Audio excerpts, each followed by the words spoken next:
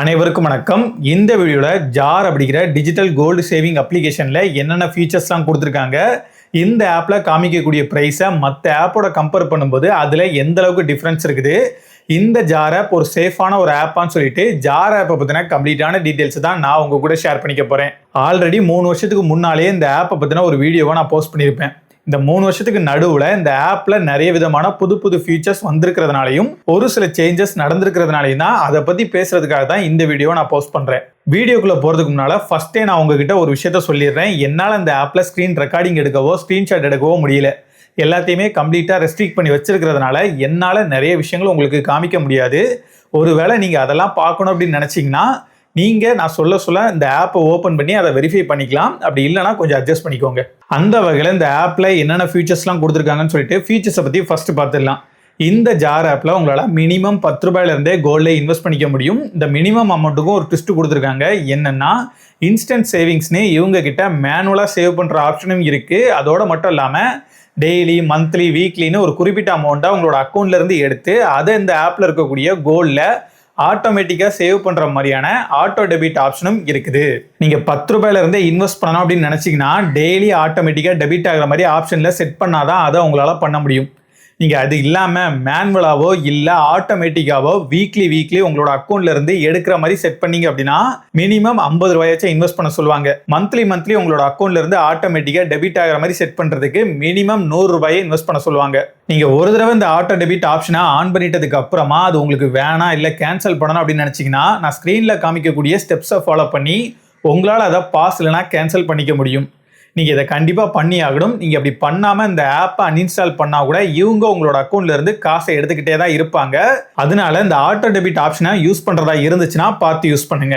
இப்படி நீங்கள் இன்வெஸ்ட் பண்ணுற உங்களோட பணத்தை நீங்கள் இன்வெஸ்ட் பண்ணுற டைமில் 24 கேரட் கோல்டோட ப்ரைஸ் என்னவா இருக்கோ அந்த ப்ரைஸுக்கே உங்களோட அக்கௌண்ட்டில் கோல்டாக வரவு வைப்போம் அப்படிங்கிற மாதிரி சொல்லியிருக்காங்க. அதோட மட்டும் இல்லாமல் நீங்கள் டிரான்சாக்ஷனை ஸ்டார்ட் பண்ணதுலேருந்து ஒரு குறிப்பிட்ட நிமிஷத்துக்கு இந்த ப்ரைஸை இவங்க சேஞ்ச் பண்ணாமல் உங்களுக்காக ரிசர்வ் பண்ணி வச்சுருப்பாங்க. அந்த டைமை தாண்டி போனதுக்கு அப்புறமா கோல்டோட ப்ரைஸ் சேஞ்ச் ஆச்சு அப்படின்னா இவங்களும் அந்த ப்ரைஸை சேஞ்ச் பண்ணிடுவாங்க. இதை தான் லைவ் ப்ரைசிங் அப்படிங்கிற மாதிரி சொல்றாங்க. ஜார் ஆப்போட யூனிக் ஃபியூச்சர் அப்படின்னா அது ஆட்டோ ரவுண்ட் ஆஃப் ஃபியூச்சர் தான். இந்த ஃபியூச்சரை நீங்க ஆன் பண்ணதுக்கு அப்புறமா நீங்க ஒரு டிரான்சாக்ஷன் பண்றீங்க, அதோட காஸ்ட் 123 ருபீஸ் அப்படின்னா அதை ரவுண்ட் ஆஃப் பண்ணும்போது 130 ருபீஸ் வரும். ரிமைனிங் இருக்கக்கூடிய 7 ருபீஸை உங்களோட அக்கௌண்ட்ல இருந்து ஆட்டோமேட்டிக்காக எடுத்து அதை இந்த ஆப்ல இருக்கக்கூடிய கோல்ல இவங்க இன்வெஸ்ட் பண்ணிடுவாங்க. இந்த ஃபியூச்சர் தான் ஆட்டோ ரவுண்ட் ஆஃப் ஃபியூச்சர் அப்படிங்கிற மாதிரி சொல்றாங்க. இந்த மாதிரி மினிமம் 5 ரூபாயில இருந்து மேக்ஸிமம் 20 ரூபா வரைக்கும் இவங்க உங்களோட அக்கௌண்ட்ல இருந்து எடுத்து இந்த ஆப்ல ஆட்டோமேட்டிக்கா இன்வெஸ்ட் பண்ணிட்டே வருவாங்க. ஒரு நாளைக்கு 20 ரூபாய்க்கு அதிகமான அமௌண்ட்டை நாங்கள் எப்பவும் எடுக்க மாட்டோம் அப்படிங்கிறதையும் சொல்லியிருக்காங்க. இந்த ஆப்ஷன் நீங்க எனேபிள் பண்றதா இருந்தாலும் ஆட்டோ டெபிட் ஆப்ஷன் மாதிரியே தான். உங்களுக்கு வேணாம் அப்படின்னா அதை நீங்க கேன்சல் பண்ணிக்கணும், அப்படி இல்லைன்னா பாஸ் பண்ணிக்கணும். அதுக்கான ஸ்டெப்ஸை நான் ஸ்க்ரீனில் காமிக்கிறேன். அதை பார்த்து நீங்கள் கண்டிப்பாக கேன்சல் இல்லைனா பாஸ் பண்ணிடுங்க. அப்புறம் நீங்கள் இந்த ஆப் மூலமாக இன்வெஸ்ட் பண்ணியிருக்கக்கூடிய உங்களோட இன்வெஸ்ட்மெண்ட்டுக்கு நாமினியை ஆட் பண்ணிக்கிறதுக்கான ஆப்ஷனையும் இந்த ஆப்லேயே கொடுத்துருக்காங்க. இன்வெஸ்ட் பண்ணுற வரைக்கும்லாம் ஓகே தான்ப்பா, நம்ம இன்வெஸ்ட் பண்ணக்கூடிய பணம் இந்த ஆப்பில் சேஃபாக இருக்குமா அப்படின்னு சொல்லி கேட்டிங்கன்னா ஆர்பிஐயோடையோ செபியோடையோ கட்டுப்பாட்டு கீழே நிறைய டிஜிட்டல் கோல்டு சேவிங் ஆப்ஸை இன்னும் கொண்டு வரவே இல்லை. அதே மாதிரி தான் இந்த ஆப்பும் ஆர்பிஐயோட கண்ட்ரோலுக்கு கீழே இல்லை. இருந்தாலுமே நீங்கள் இன்வெஸ்ட் பண்ணக்கூடிய எல்லா பணமும் தங்கமாக மாற்றப்பட்டு ஒரு பிரைவேட் கம்பெனி மூலமாக உலகத்தரம் வாய்ந்த பாதுகாப்பு பெட்டகத்தில் பாதுகாக்கப்படும் அப்படிங்கிற மாதிரி சொல்லியிருக்காங்க. அதோட மட்டும் இல்லாமல் இந்த பெட்டகத்துக்காக நீங்கள் எந்த ஒரு அமௌண்ட்டையும் எக்ஸ்ட்ரா பே பண்ண தேவையில்ல 5 வருஷத்துக்கு. 5 வருஷத்தை தாண்டினதுக்கு அப்புறமா இந்த பெட்டகத்துக்கான காசை உங்கள் அக்கௌண்ட்ல இருக்கக்கூடிய கோல்ட்ல இருந்து மந்த்லி நாங்கள் எடுத்துப்போம் அப்படிங்கிற மாதிரி சொல்லியிருக்காங்க. இந்த ஆப்ல ஸ்பின் அண்ட் வின் ஆப்ஷனும் இருக்குது. நீங்க அமௌண்ட்டை டெபாசிட் பண்ண இவங்க உங்களுக்கு ஃப்ரீ ஸ்பின் கொடுப்பாங்க. நீங்க இந்த ஸ்பின் பண்றது மூலமா உங்களுக்கு டிஸ்கவுண்ட் கூப்பன் கிடைக்கும். அதோட மட்டும் இல்லாம ஒரு சில சமயங்கள்ல ஜார் காயின் அப்படிங்கிற மாதிரி ஒரு காயினையும் இவங்க கொடுக்குறாங்க. இப்படி கிடைக்கக்கூடிய ஜார் காயினை யூஸ் பண்ணி ரிவார்ட் ஆப்ஷன்ல இருக்கக்கூடிய மிஸ்ட்ரி பாக்ஸை உங்களால பர்ச்சேஸ் பண்ணிக்க முடியும். நீங்க இந்த மிஸ்ட்ரி பாக்ஸை பர்ச்சேஸ் பண்றது மூலமா ஏதாச்சும் ஒரு ப்ராடக்டா உங்களுக்கு கிஃப்டா கொடுக்கறதா சொல்லியிருக்காங்க. அப்புறம் இந்த ஆப்பை யூஸ் பண்ணி உங்களால பர்சனல் லோனை எடுத்துக்க முடியும். இதை இவங்க டைரக்டா பண்றது இல்லை, இவங்களோட லெண்டிங் பார்ட்னர்ஸ்னு சொல்லிட்டு ஒரு சில என்பிஎஃப்சி மூலமா அதிகபட்சமா 5 லட்ச ரூபாய் வரைக்கும் உங்களோட சிவில் ஸ்கோரை பொறுத்து உங்களுக்கு லோன் கொடுக்கறதா சொல்லியிருக்காங்க. அப்புறம் ரெஃபர் பண்ணி ஏர்ன் பண்றதுக்கான ஒரு ஆப்ஷன் கொடுத்துருக்காங்க. நீங்க உங்க ஃப்ரெண்டுக்கோ இல்ல தெரிஞ்சவங்களுக்கோ இந்த ஆப்பை பத்தி சொல்லி அவங்கள உங்களோட ரெஃபரல் லிங்க் மூலமா இந்த ஆப்ல ஒரு அக்கௌண்ட் கிரியேட் பண்ண வைக்கணும். அப்படி உங்க மூலமா இந்த ஆப்ல அக்கௌண்ட் கிரியேட் பண்ணவங்க அவங்களோட பேங்க் அக்கௌண்ட்ல இருந்து ஆட்டோமேட்டிக்கா அமௌண்ட் டெய்லியுமே டெபிட் ஆகி இந்த ஆப்போட கோல்டில் இன்வெஸ்ட் பண்ணுற மாதிரியான டெய்லி சேவிங்ஸ் ஆப்ஷனை எனேபிள் பண்ணுறதுக்கு நீங்கள் ஹெல்ப் பண்ணணும். இந்த ரெண்டையுமே நீங்கள் பண்ணீங்க அப்படின்னா அவங்க எப்பெல்லாம் இன்வெஸ்ட் பண்ணுறாங்களோ அப்போல்லாம் உங்களுக்கு அந்த அமௌண்ட்லேருந்து ஒரு குறிப்பிட்ட பெர்சன்டேஜை கமிஷனாக கொடுக்குற மாதிரி சொல்லியிருக்காங்க. இந்த கமிஷன் அமௌண்ட்டை உங்களோட ஜார் அக்கௌண்ட்டுக்கே டைரெக்டாக கிரெடிட் பண்ணிடுவோம் அப்படிங்கிற மாதிரியும் சொல்லியிருக்காங்க. இந்த கமிஷனாக நீங்கள் ஏர்ன் பண்ணக்கூடிய அமௌண்ட்டுக்கும் ஒரு லிமிடேஷன்லாம் கொடுத்துருக்காங்க. அது ஒவ்வொரு யூசருக்கும் வேரி ஆகும்.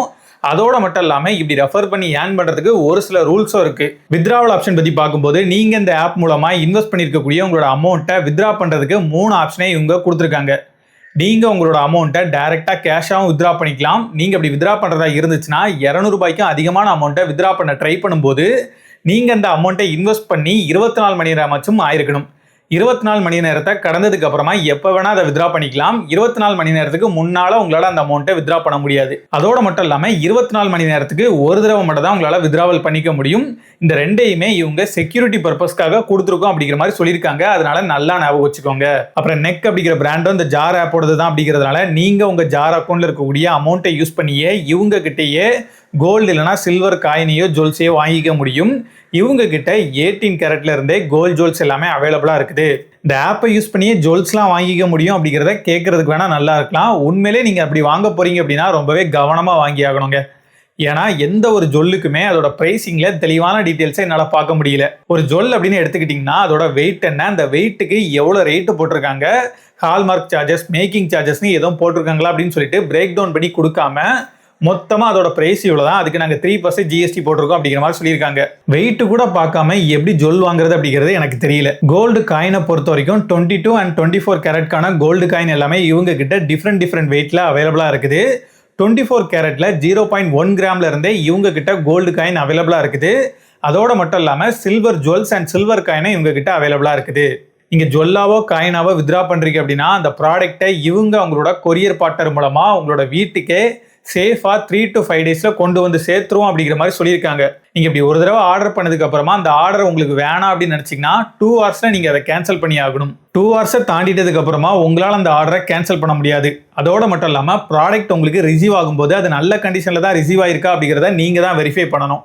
நீங்க இப்படி வெரிஃபை பண்ணாம வாங்குனீங்க அப்படின்னா அதுக்கு இவங்க ரிட்டனோ ரீஃபண்டோ கொடுக்க மாட்டோம் அப்படிங்கிற மாதிரி சொல்லியிருக்காங்க. இது வரைக்குமே இந்த ஆப்ல இருக்கக்கூடிய ஃபீச்சர்ஸை பத்தி ஓரளவுக்கு கவர் பண்ணிட்டோம். இதுக்கப்புறமா பிரைசிங்ல இருக்கக்கூடிய டிஃபரன்ஸ் பத்தி பார்க்கலாம். நான் இந்த ஜார் ஆப்போட பையிங் பிரைஸை மற்ற ஆப்ஸ் அண்ட் வெப்சைட்டோட கம்பேர் பண்ணி பார்க்கும்போது அது எல்லாமே கம்மியாக தான் இருந்துச்சு.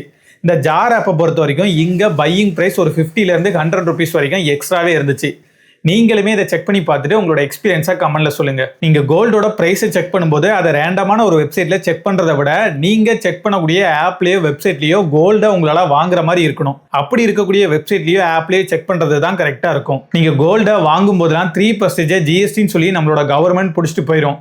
நீங்கள் வாங்கக்கூடிய விலைக்கும் விற்கக்கூடிய விலைக்கும் இருக்கக்கூடிய டிஃப்ரென்ஸ், அப்புறம் இந்த 3% இது எல்லாத்தையும் சேர்த்து வச்சு பார்த்தோம் அப்படின்னா நீங்கள் இப்போ கோல்டை வாங்கி அடுத்த செகண்டே உங்களுக்கு இன்ஸ்டண்ட்டாக 9% வரைக்கும் லாஸ் தான். இந்த லாஸ்ல இருந்து நீங்கள் ரெக்கவர் ஆகணும் அப்படின்னா கோல்டோட பிரைஸ் நீங்கள் வாங்கின விலையிலிருந்து 9% அதிகமாக இருக்கணும். இப்படி அதிகமாகிறதுக்கு ஒரு குறிப்பிட்ட காலம் டைம் ஆகும். அதனால கோல்டு ஒரு லாங் டேர்ம் இன்வெஸ்ட்மெண்ட் அப்படிங்கிறத மறந்துடாதீங்க. அப்புறம் நீங்கள் இந்த ஆப்பை யூஸ் பண்ணி சின்ன அமௌண்ட்டை இன்வெஸ்ட் பண்ணுறதா இருந்துச்சுன்னா இவங்க உங்ககிட்ட ஐடி வெரிஃபிகேஷன் சொல்லிட்டு எதுவுமே கேட்க மாட்டாங்க.